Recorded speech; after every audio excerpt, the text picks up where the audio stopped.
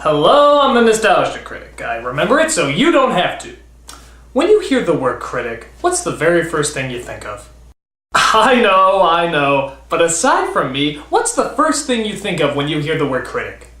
No! Get him off screen! Alright, aside from me and the nerd, what's the first thing you think of when you hear the word critic? Why would you? Alright, aside from me, the nerd, and half-naked violinist running down the street, screw it, it's Siskel and Ebert! And to be honest, how couldn't you? They're probably the best-known movie critics in all of media. Their trustworthy tagline, thumbs up and thumbs down, is still being used even today.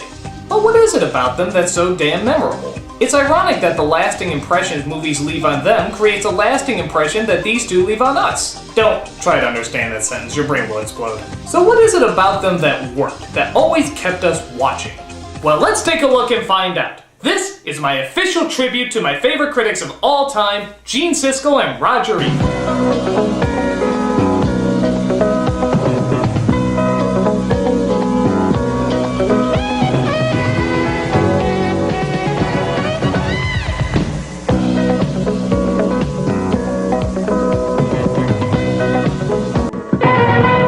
As a television duo, they got their start in 1975 on PBS. It was on a local show called Opening Soon at a Theater Near You, which was later retitled Sneak Previews. Look at Ebert's hair, it looks like a hairpiece. And Siskel, hell, he actually has hair. Ha! I can match it! I had goofy hair in the past, and no hair right now! As the show continued to evolve, the title changed to Siskel and Ebert at the Movies, and then eventually just Siskel and Ebert. Yeah, look at that cheesy 80s opening. Could you ask for anything cornier?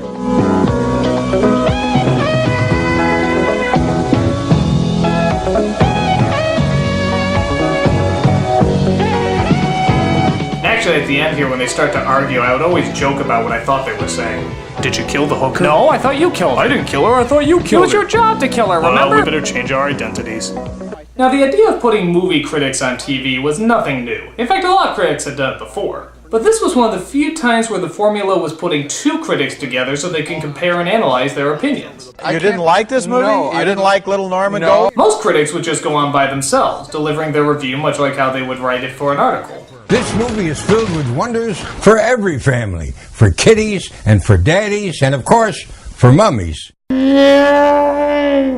But that's where Siskel and Ebert differed. They didn't just speak their written review or spew out one-liners. They talked about it, like how most people do. What do I know about Nintendo? Very little. But I know this. I once got to the second level of Teenage Mutant Ninja Turtles. And so in this movie, when they talk about, hey, I got to the third level, and they show the screen, even dummy like me, I know enough that they only got to the first level. But not only did they talk about it, they talked about it in an intelligent way. These were two bright guys who adored movies and adored analyzing what's good about them and bad about them. He has a whole speech about McDonald's stores in Amsterdam that is fun to listen to. The things they talk about are so quirky. I think that this guy is writing some of the most original dialogue since David Mamet. But as you'd imagine, they didn't always agree. And this is where the show really shined. The arguments. People loved to see these two go at it. He reminded me of Clark Gable in the way that he handled this role. This is going to astound you, but I'm giving the movie thumbs up. It does astound me. Are you okay? I think if people go with the right state of mind, they're going to have a terrific Yeah, have time. a couple of martinis. But their bickering was only fueled by their opposite personalities. Gene Siskel seemed much more stuck-up and snooty than Ebert, which usually meant he would nitpick a movie and measure its pros and cons.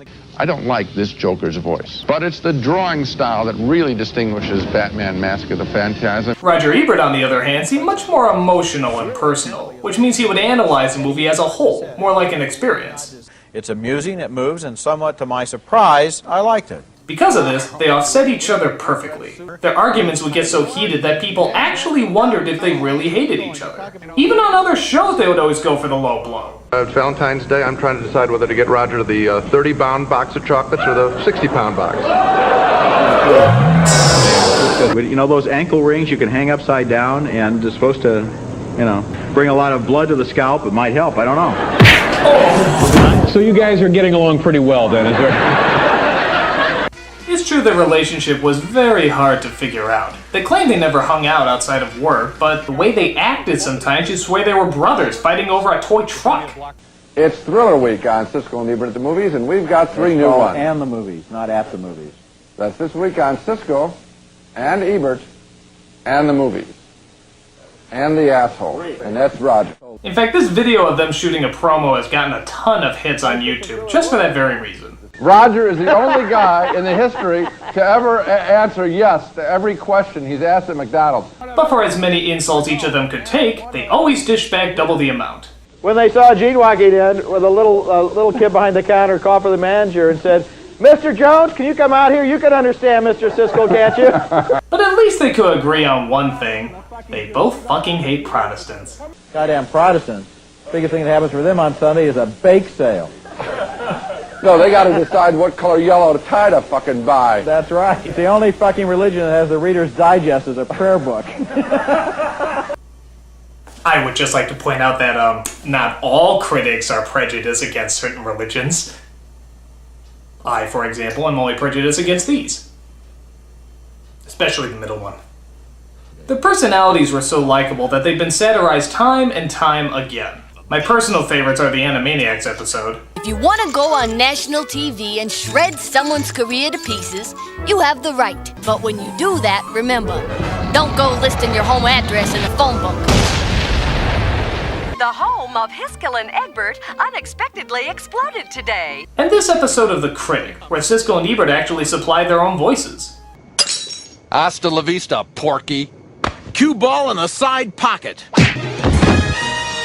The cool thing about them is that even if you don't agree with their review, they're still incredibly fun to listen to. Like, I love how Ebert actually thought Congo was supposed to be bad. And it's supposed to be funny. This movie was written by John Patrick Shanley. It's in the same mood as his movie Joe versus the Volcano. It was hilarious. Yes, and Dominic from Video Game Confessions does a good British accent. Oi! Faker.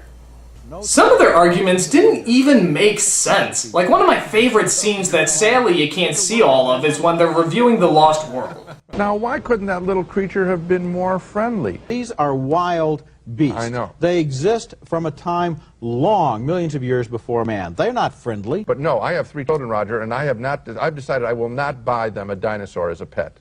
Ebert holds this expression for 8 seconds. 8 seconds! I counted. They just look at each other in silence until Ebert finally moves on to the next movie. How do you respond to that? Say, I never got a chipmunk to drive my car? Never hired an orangutan to cook my food? Christ! I was frozen today! There you go, I knew that'd come in handy. In 1998, things started to take a turn for the worst. Siskel was checked into the hospital for treatment of a brain tumor. But did that stop the guy from reviewing films? Fuck no. He actually did the reviews from his hospital bed with a picture posted like he was right there. Roger, I think that Which was a little creepy, but it still showed he had balls. But hell, if there's a way to get something done, you just take that way to get it done. Isn't that right, Mati? Oh yes, Critic. Just do your best and you will succeed. Yeah, that guy has balls, doesn't he? Yes, Critic. He certainly has strong, plentiful balls. Oh, by the way, what the hell are you doing in the hospital? I'm having my balls removed. Oh. I am officially a pussy. Well, I don't know if that officially makes you Pussy! Siskel eventually returned back to work, but you could already see his health starting to deteriorate. Armageddon is appropriately named because while you're seeing it, you will feel as though you've been in combat. He seemed slower and more tired. He barely even argued with Ebert as much as just smiled at him. Cut so quickly that there's no a stretch of action. I gave The Rock thumbs up, Okay. but this film, and when it stops for drama, like when they're all saying goodbye to each other. But as always, he kept to it, like the true professional that he was.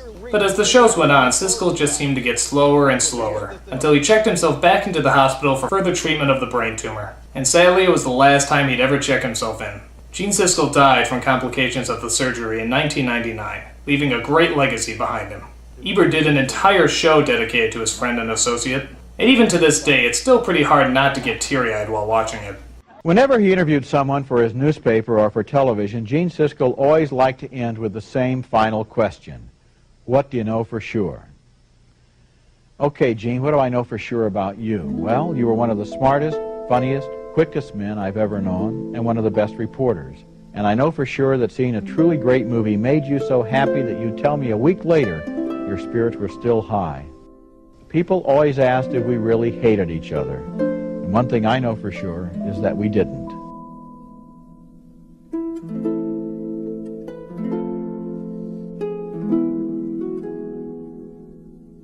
But as Ebert showed us, the show must go on, so the continuation began. A replacement was needed to fill the seat, and several guest critics were tried out. Some of them were good, some of them were bad. They even got Harry Knowles in there somehow. How the fuck did that happen? Shouldn't he be helping He-Man and Masters of the Universe? But I digress. They finally found a replacement. Richard Roeper, a much younger and more energetic critic compared to Roger Ebert, but sadly not quite as up to par with Gene Siskel. Roeper simply seemed too young to be talking on the same level as Ebert about a lot of these films. For example, Ebert's favorite movie is Citizen Kane. Roeper's is Ferris Bueller's Day Off. Nothing wrong with that, I like the movie also, but it does certainly show the difference between the two. Alright, come on, I'm being punked, right?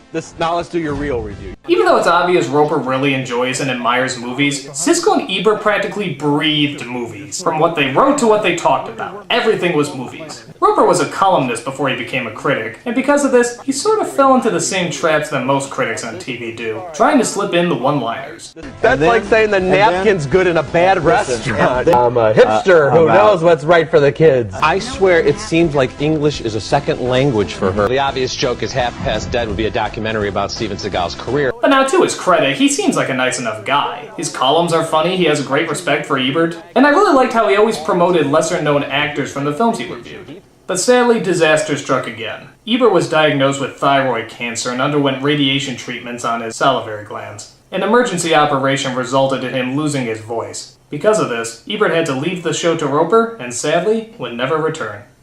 The show now starred Roeper and a series of guest critics. But after not being able to agree with the new direction the producers wanted to take it, Roeper left as well. 8 years ago, Disney and America's most beloved and respected film critic Roger Ebert gave me the opportunity to take the seat in the balcony once occupied by the great Gene Siskel. My gratitude will never cease. I want to thank everyone who tuned in and shared their passion for movies. It's been my privilege. It now appeared that the television legacy of Siskel, Ebert, and Roeper was officially gone. And it was instead replaced by these two douchebags. Ben Lyons and Ben Monkey... I hate them already. The show tried to incorporate a lot more interviews, opening nights, and a bunch of other gimmicks that just didn't seem like the original show. Because of this, the show did poorly, and has since then been replaced again by two more critics, Michael Phillips and A.O. Scott. They're a little better, but it's still not the same. That wonderful chemistry and creative energy that only Siskel and Ebert had would never be recaptured. But then again, maybe it shouldn't be. That's probably what made them so great to begin with. They both shared an understanding and companionship that no other person could duplicate. And I think that's what makes it all the more special and all the more lasting. Plus, both Richard Roeper and Roger Ebert are still writing. And despite his operation, Ebert says he feels fine. Actually, I think he looks kind of cool. I mean, he has a permanent smile on his face. That's actually kind of awesome. In fact, I tried having a permanent smile once, but it only lasted 2 days. In fact, every time I smile now, it hurts like a bastard. Jesus, whore! In fact, I actually got to meet Roger Ebert at a book signing near Chicago. He autographed one of my favorite books of his, Your Movie Sucks. In fact, I have the book right here. Look at that pissed off face. I can only hope to see so many bad movies I get that pissed off. So, let's see exactly what he wrote. Your movie sucks, but you don't. Roger Ebert. Ha! You hear that? Anyone who doesn't like me out there, Roger Ebert, one of the greatest critics of all time, says I don't suck. Only my movies suck. My movies suck. Ha! Wait. So if you haven't watched your share of Siskel and Ebert's wonderful reviews, you can check them out at SiskelandEbert.com, where they literally have every episode they've done all the way from 1986. That's unbelievable. Give a watch and see why these two are considered the greatest movie critics of all time. I'm the Nostalgia Critic. I remember it so you don't have to.